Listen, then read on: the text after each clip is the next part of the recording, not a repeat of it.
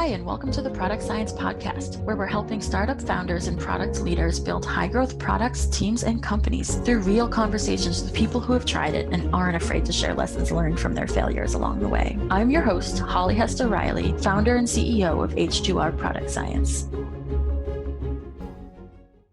This week on the Product Science Podcast, I'm sharing a conversation with Paul Orlando. Paul helps organizations unlock new revenue and partnership opportunities, getting companies to solve problems that they couldn't in other ways. He has built startup programs around the world, including Hong Kong, Los Angeles, Rome, and remote. Paul also teaches at the University of Southern California. Welcome, Paul. Thanks, Holly. Really excited to be here. I'm super excited to have you. So I'd love to hear about your journey. How did you get into startups? So for me, it was, I would say, a lot of coincidences happening. I started out early in my working life with very big organizations. And it seemed like over the years, I got into progressively smaller and smaller organizations, which I had fun at both extremes. But I literally got into startups 10, 12 years ago now, when I had a group of friends. We used to get together every week or so, get a few beers, and we would end up talking about different startup ideas or business ideas. After doing that for about a year, I think, we started zoning in on one idea that we all became passionate about, and we just committed to actually trying to build it. And so this was a startup that was in some ways like a precursor to Clubhouse. Okay. But if you imagine, it was in a 2G world, so not like a 5G world or 4G world that Clubhouse emerged in the beginning, based on getting total strangers to have a spoken conversation with each other. And then we actually ended up discovering, well, that was fun to do once, but there was no continuity. There's no reason to go back again. And we ended up pivoting to more of an enterprise service. So we primarily served a doctor or support group leader type of customer who had their own patients that they were managing, patients going through a serious illness, a recovery process that was long and isolating. And this group of actual end customers, they missed that human interaction. So for them, having a voice conversation with somebody else who's going through a similar experience was actually really powerful and helped their recovery process. But yeah, that is the literal first experience I had in a startup environment. Yeah. So tell me more about that. How did you end up pivoting to the doctors and the long-term recovery challenges? How did you find that problem space? By it knocking us over the head, because we didn't want to do it at first. If you imagine, and maybe some of your listeners have also had this experience, like you've already spent significant time talking about the ideas, you've convinced yourself that you're really on the right track. You've spent significant time actually building it and then testing it. We were testing incorrectly, I'll say.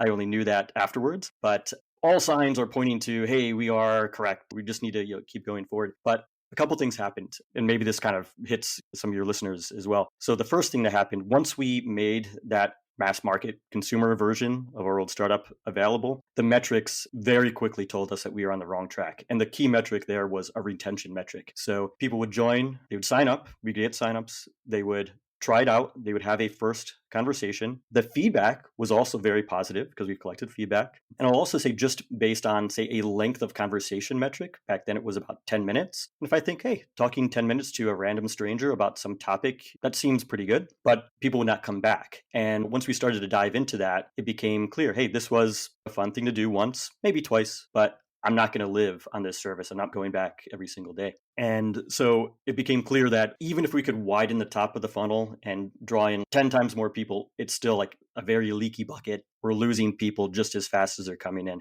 You can't build a social product. So basically, we had 3 inbound requests that convinced us we should change our market focus. We had a few different external businesses that contacted us and said, hey, we'd like to use what you have built, but in this different way, walled garden versions, or rather than open this up to the world. At that point, we had been in the New York Times, we had gotten some awareness, but these other businesses really wanted to do like a closed off version of it that they could use just with their own, say, customers, or in the case of the health application, their patients. And coincidentally, we discovered, hey, we have something that fits within a HIPAA compliant model. That's it. That's like a big coincidence. It was a very happy coincidence, because we did not come from healthcare or health tech. We were not thinking about this. And we discovered we had built something that we protected the privacy. So we actually went through, in terms of the product side, we spent a lot of effort in the beginning thinking about and trying to test, should we allow people to choose who they speak to? So should we show a profile picture? Should we show like a name even? Should we just allow you to choose, hey, I want to talk to male, female, age range, any of those, maybe I'll say like normal ways that you might select and filter people? And we ultimately decided no. And I'll tell you, the very numbers driven reason we got to that point was I did a test on Skype. So I don't know if people really use Skype anymore, but was a big thing in the past. But they used to have a feature called Skype Me mode, which they discontinued, I'll say at least 10 years ago, but we're at the tail end of this. And it was a setting that you could put yourself in, which allowed you to receive inbound IMs or even a direct call from anybody. You could just be discovered and say, hey, I'm bored. I want to talk to a random stranger. I'm choosing you. I created 2 profiles. No profile picture, just like the blank setting. We were in New York at the time, so I think the names were like Rando12345 or something like that, and then 1 digit off, 2 different profiles, both the same age. The only difference was one was male, one was female. And those are all filters that you can search for in that Skype Me mode. And I just let them run for 24 hours, each one. In 24 hours, the male profile received 1 inbound chat from somebody. And I thought, hey, maybe this is actually pretty good because 1 person randomly tries to contact you in a day. Maybe that's actually like a good sign. If there's nothing else there that's drawing you to this individual. But the female profile received 84 inbound requests and messages. And to be honest, about a third of them were like rude. So it became very clear, okay, we should not let people choose who they connect to because it just changes the reason people are connecting and it actually can reward behavior we don't want. So we took that all away. And as a result, we did collect things like age, gender in the sign up process, but we never showed that in terms of who are you talking to. And we discovered then just by looking at length of time that people would talk, that there was no difference between male connection, female connection, and male female connection. And so that told us, okay, by stripping that away, we actually made the user experience about the conversation rather than about, oh, I want to talk to a girl or a guy. And that also fit very well with the health application. So that was the process. It was, hey, we are brilliant. We're on the right track. Oh, no, the metrics are telling us we're not. And then being lucky at getting these inbound requests and then being able to pivot to a different type of customer. Yeah, that's a great story. I love hearing that you were able to test the male and female profiles and see what's different, and then to respond when you got the feedback from the market where people were sending you inbounds saying, hey, can we use this for something else? It's really smart that you followed that. So once you got those inbounds where they were saying, hey, can we use this? Did you do some discovery work to try to understand better what it was that they were trying to solve? I'll say partway. The discovery we did was primarily with the doctors or support group leaders. When we tried talking to patients, actually, we discovered people are not comfortable with that. In fact, we had one patient population that was actually a very specific group that did talk to a few people with, and we discovered that actually they were much more comfortable just going through remaining anonymous, even to us, but going through their own group leader. That was fine. So in some ways, it actually made that discovery process a little easier because I was talking to relatively few people, but getting a much bigger impact. And I talked to one person, doctor or support group leader, they would have 50 or 100 patients that would be, say, managed under their care. And it also just simplified, I think, that whole experience for us. We probably would have been, I would actually say, like a little slower to learn if we had to try to get access to the patient populations where there's some resistance, and instead being able to aggregate under those support group leaders was, I think, something that made it a little easier. They also cared about different things than the patients, but ultimately the patients would not pay for this, but there was a budget for a support group or a doctor to pay for such a thing. That also simplified just that who's the actual end customer who is going to pay for this. Oh, okay, it's better if we aggregate. Yeah, so it sounds like you were talking to the buyers Yep, and the actual product was going to have users who might be not the buyers as well as I'm sure the buyers were probably engaging with it in some form. that's right. And so you did the research with the buyers. So tell me more about what happened after that. So you pivoted to this area and did the metrics get better? They did. So we went from a 10-minute average call to a 45-minute call. So that's one very clear sign for me saying, wow, a 45-minute conversation with a stranger, but where, hey, we both have something that's life changing in common. It said, okay, we're on the right track. Also, no real difference between male female kind of connections. And the important thing was now it's like something that I do. So every week I'm going to do this. And the metrics that were important to the doctors or the group leaders were not only, okay, did they show up? Did they actually have the conversation? But after the conversation, we were able to then push out other information. So it could be, here is a survey, or here is this week's health goals for you. So let's hit these points.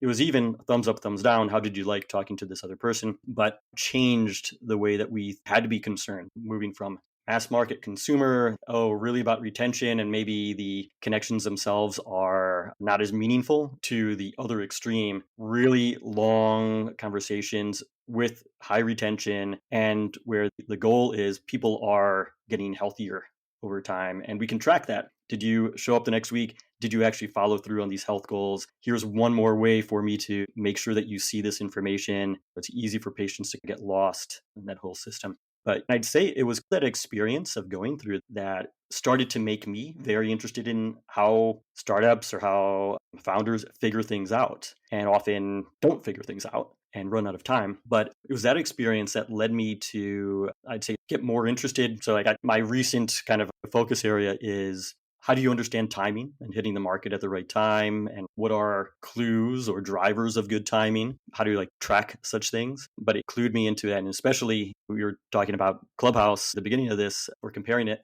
A lot of what we had to do was technologically difficult back then. And there was no way to do a Clubhouse exact clone in the decade past. You couldn't have 1,000 people on a conversation like this. And the app stores were relatively new, but you're in a 2G world, maybe starting of a 3G world. You couldn't do a lot of these things. The call quality would suffer. People are not on high speed internet as much on their phones. So a lot of those problems, they disappeared by the time Clubhouse popped up. But it did have the same kind of problem with retention. Hey, this is fun to do for a little while. Or during the pandemic, I don't have a lot of other opportunities to be entertained or to communicate with people. Yeah, I do this new thing, but eventually I just get tired of it and I churn. I go and do something else. Yeah. So before we dive into the timing question, which I'm definitely eager to dive into with you, I do want to know, with the startup that you were running and the pivot that you made, was that bootstrapped or venture funded? So it was bootstrapped. We started doing this 2009 to 2011. Tough time to raise money. Yeah. We had some revenue from the paid customers that were coming in. We could have trimmed off, say, that first or a good chunk of that first year and say had the insight to start with a business application rather than a consumer application. Or if we had been maybe a little luckier, I think we could have made it into something bigger. But in the end, this is probably an experience that people have had early stage. So I had a co-founder. He was the guy who wrote most of the code, who actually ended up getting pretty sick himself. It was coincidental that we were in a kind of a health tech world, but he ended up not really being able to work as much. And to be honest, it was an okay business. It wasn't an amazing business. We didn't feel like it made sense to try to find somebody who could step into his shoes. So we let it just run. And it basically didn't require much maintenance. We had people paying for it. We let it just keep running, and then we went our own ways.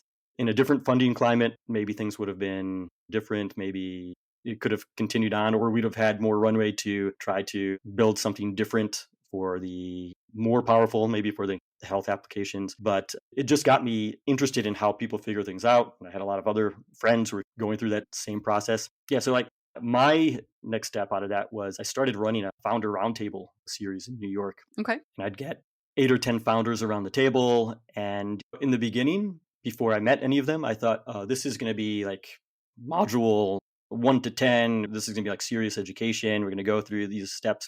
What I discovered when I met everybody for the first time was people really just wanted to talk and exchange experiences with other, funny to say, maybe 10-person startup or something, but you basically have an early stage role where you're in charge of product or the business side. And people really just wanted to exchange stories, hear how others had dealt with something, bring up, hey, this is what I'm dealing with now. What do you guys think? They wanted that type of exchange. And that's what it became. And I kept doing it. I was just continuing to get encouraged to do another batch. So I did this, I think, with 6 different groups. So maybe 50 or 60 over about a year. And then skipping ahead, it kind of took me into that next focus area that I've had for that last 10 years, which is building startup accelerators or incubators. Hmm. It was like an intermediate step to doing that. Yeah. So how did you get involved? Like, how did that grow to building startup accelerators or incubators? So I realized that I liked that type of work. I wasn't thinking of it as work, it was just something I was doing on the side. But I discovered I really enjoyed that and I wanted to make it a bigger part of what I did. So back then, so this is, I guess, 2011, New York already had 10 startup accelerators. And I didn't think it made sense to try to build the 11th one. So I was actually looking for a new market to go into. I had worked for a little while earlier in my career in Hong Kong. And so I was thinking, like, okay, what are other places? If it's not New York City, what's another place that this might work in terms of building a startup accelerator? And I discovered, okay, there's no accelerator in Hong Kong. I wonder what the local startup community is like. I cold emailed a bunch of people who I found online. I actually got into a few conversations and was starting to think, I think there's something there. And I took a scouting trip over for a couple of weeks where I literally just met as many people as I could, got introduced to a ton of people as well. And I came away thinking there's enough pent up demand for some type of startup program. It's also, or it used to be, not really anymore. It used to be like an easy place to attract people and move there for 3 months for this program. And maybe you go back to your home country afterwards, or maybe you stay, but easy place to get people to relocate temporarily. And then I also discovered in that process that I could get some government support. So all those things together, I kept that conversation going. I went back to New York for maybe about 6 months, but kept those conversations going. And in the process, ended up putting together a little pilot of this program. And then after demonstrating some results, I was able to find a corporate backer who actually put the money in for a small fund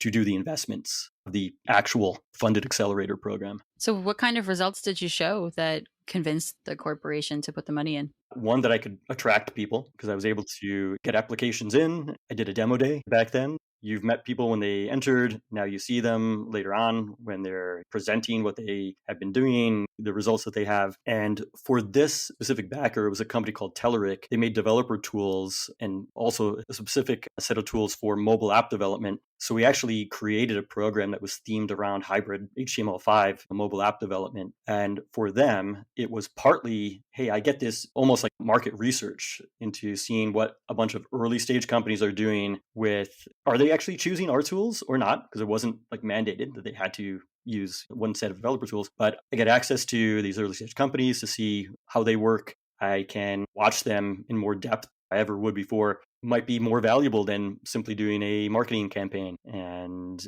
trying to like push out education on the same toolkit. So the metrics were maybe a little loose, as I think they have to be early stage. But yeah, that was the way we approached that, and getting awareness and just demonstrating, hey, I can get applications from all over Asia Pacific. And then even we were bringing people in. We had people from the US, from Europe come in the later cohort. Hmm. Oh, cool. One thing I'm just curious about is, were the programs in English or did you speak the language? They were in English. I mean, we had people from, I forget how many different countries, but yeah, we needed some common language to communicate in. And yeah. Yeah, I think it's really brave of you. I guess you'd lived in Hong Kong before, but to just realize that you could do what you're enjoying, but in a different market and go across the world to do. Wow. Yeah. The other spin that I'll say was that, so I discovered that there were a handful of other international groups that kind of showed up and made some noise about building an accelerator in Hong Kong. So like a little before I arrived, and they all pulled out in the end. Oh, why? So I discovered the reason because I talked to some people and they're like, oh, I've heard this before. You're just like the next person coming in and you're not going to actually do it. Yep. So what I discovered was, I think the approach or the belief was, hey, Hong Kong is just New York, but in Asia. So I can take something that works in some other place in the US. I believe these are all US based accelerators. And I'll just pop it into Hong Kong and I'll scale my own program that way. But places are very different from each other. So one of the twists on where talent was coming from, at least locally, was university system in Hong Kong set up very differently than, say, what we might be used to in the US. If you're studying computer science or design, it's almost you weren't good enough to qualify to study law or business or medicine. People get pushed into different disciplines as a result of like test scores at a university entrance. The other difference, and I saw this directly because in that first pilot I ran, I had a team that thought, oh, this is great. 2 computer science grads from university in Hong Kong. Right before the start, they quit. I said, I don't understand. You were so excited and we've been talking about this. What happened? our parents are making us get real jobs because what is typical anyway in Hong Kong is the kids live with their parents until you get married, or whenever that is, and you're expected to contribute to the family finances. So if you say, hey, I'm going to go off and do this startup and I have no idea when I'm ever going to be paid, that's really tough. And the parents will actually want you to have a business card that people recognize the logo on. So we discovered, a lot of the, say, local Hong Kong founders back then, they were outlier cases. They were just like a little, not in the center mainstream, but the startup community, and I know this has changed a lot, but the startup community like back then also was pretty international. So there would be people who maybe their significant other relocated to Hong Kong for some reason. They were coming along, but they were working remotely and they had this side startup that they were doing, or they just discovered, hey, I want to live in a different place for a while and I can do that on a tourist visa, and I'm just going to show up and I'm going to work on my startup or side gig, and Hong Kong's a fun place to be for a while, and then I'm going to go somewhere else. So as a result, I ended up making a program that was very different, rather than saying, oh, I'm just going to take something that works in Silicon Valley, in Los Angeles, whatever, and just pop it into a new place. Sounds like you were responsive to the market and the market needs, which is really great. I want to switch gears and get over to the conversation about the timing, because I want to make sure we have enough time for that. What have you learned? You've been doing this stuff for a while, and I think you've seen some things where the timing wasn't right. And obviously, I'm sure observed things where the timing was right. So what are your key ways of looking at it?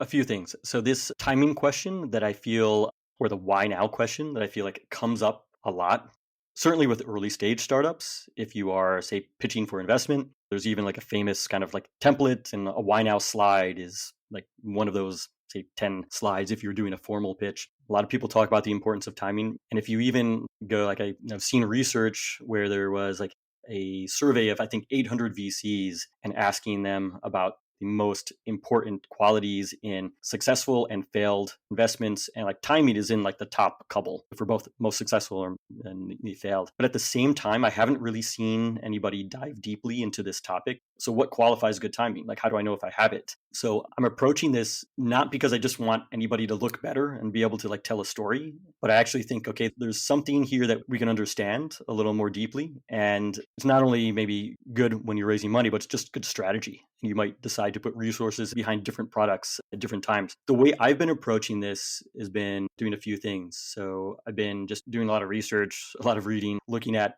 .com era startups that have failed, that have modern, very similar companies that are doing very well. And you can make these comparisons and say, okay, what was the reason that same idea basically just didn't work in the past and now is doing really well? Maybe some part of that is bad management decisions, but that can't be 100%. And so I ended up going through a number of examples and coming up with a list of drivers that I'm tracking. It's a long list. I've got 12 of these that I'm tracking, but everything from change on tech side, regulatory side, economic, demographic, and even like a crisis one. But so my process, and I've been running what I call like why now workshops and doing this with both startup accelerators. I do this in one of the classes I teach at USC. Mm-hmm.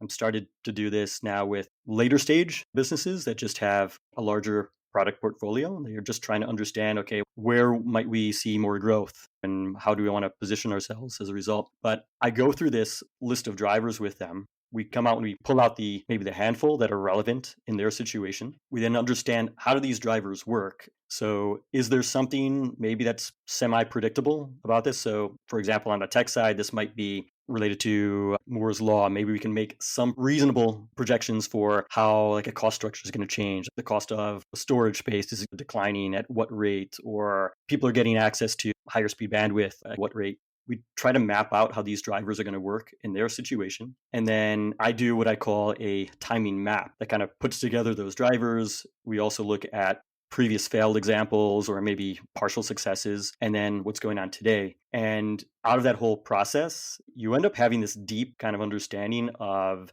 okay, why this didn't work in the past, what drivers are actually converging to position your specific business so that it's going to be able to take advantage of this new world that's emerging. And as a result, you can either present this very clearly to a potential investor, or if you're in a larger organization on a product team, you could say, okay, I actually think we should double down on this one. I think in the next year, the time is going to be right for this type of product. or the way that we're doing this. But yeah, that's been my process in going through this. And I found it just hits people in a different way that they're used to, because there's so many models and methodologies to try to help you evaluate, okay, do I go down this path or a different path? And this is, I think, one that tends to be relevant, I think, in just about any situation where there is some change in the world. And yeah, it hits people differently. Yeah. No, I think it's really great, because one of the areas that I see a lot of product leaders and startup founders, I see be a big impact on whether they're successful or not. And sometimes they're not paying enough attention to it, is what are the trends going on around them in the world at large. And sometimes I've gone into companies that have been very successful and looked at what they're doing and said, wow, I cannot believe this team was so successful. And then I step back and I say, well, they were successful because they hit on a really big trend in the world. Yep. And it doesn't matter whether they are good at operating or just good enough, but they hit the right trend. And so they got it. Right. So I think how people see that is really huge. So that makes a lot of sense. And yeah, I think that's a really valuable work. That's it. Unfortunately, we're running out of time. How can people find you if they want to learn more?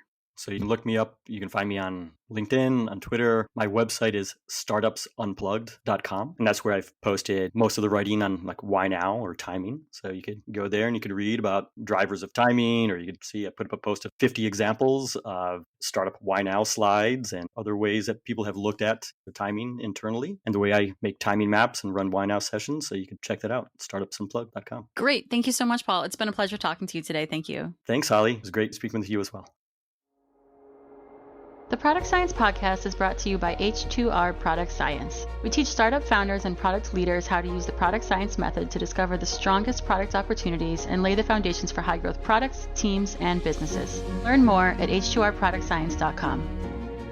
Enjoying this episode? Don't forget to subscribe so you don't miss next week's episode.